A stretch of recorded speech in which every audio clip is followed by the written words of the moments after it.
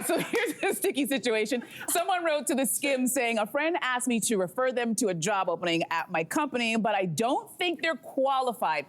What should I do? What advice would you give here? Ooh, okay. Like, I think you're either somebody who's like, yes, put down my name, it's fine, or you're someone who's like, no, sorry, never put down my name.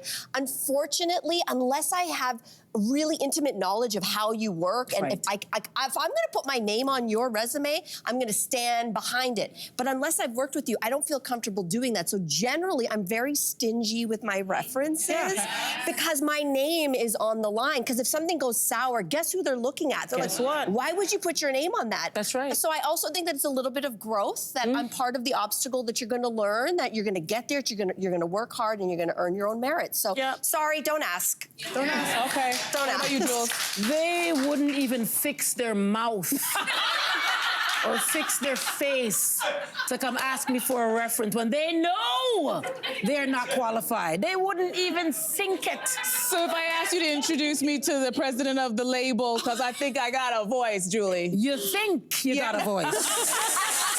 But you would tell the person to their face. Yeah, You would be like, absolutely. yeah, If they don't, that's, to your point, it's growth. Yeah. It is growth. Go get yourself off, go practice, do a little something, something. Don't fix your face to ask for a reference where you're not qualified. I don't know. What about you, Cyn? Listen, I think it's difficult. We all have that friend who we love who is actually not a hard worker. And so that situation, I do not envy. So yeah, I don't know what I would do in that. But if it's somebody who you know and you trust and you like, even if they don't have qualifications, I might say to them, hey, this is what the job requires.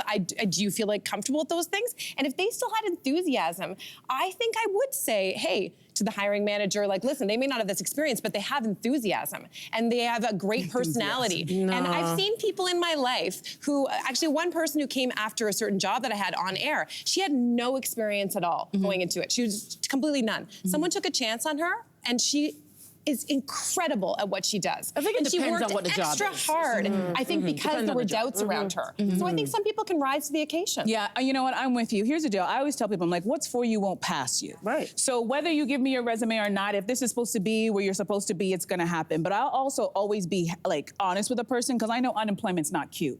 And it can really wear on a person. So if they're like desperate enough to be like, yo, can you get me an in? I will tell them, listen, I can do my best. I will pass it on to the person, and I will tell them they might go, they might hire internally.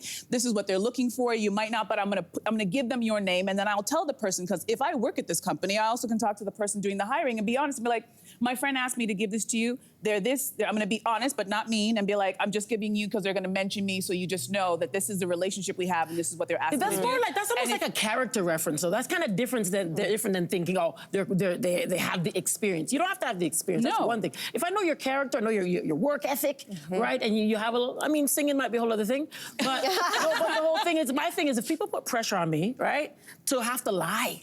I don't want to have to lie. I wouldn't lie. But you know what? You know who might, I mean, listen, I might be making a very broad generalization here, but there was a few companies I worked at when I was in my early 20s over the summer trying to raise money for university.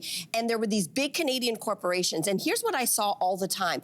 It would be the male bosses that had the corner suite, and they never thought about the things that we're talking about in this discussion. Is the person qualified? Is my job on the line if this person does? They would have their son, their nephew, their neighbor's son, the kid down the street, and they would be coming through because they didn't have the consequence if this person didn't perform. I know, but everybody else is complaining about that person behind their back, and that's also a horrible situation. They don't get touched the way that we do, and I think there is a gendered component. But I'll say something, if you block somebody from a job, trust me, they're gonna find out about it, and you'll never forget it. I know the people who tried to block me. I know you. Here I am.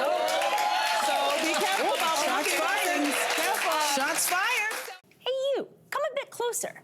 We've got so many more must-see interviews, spicy debates, lifestyle tips, and pop culture moments. So subscribe to our channel by tapping the logo below and don't miss out.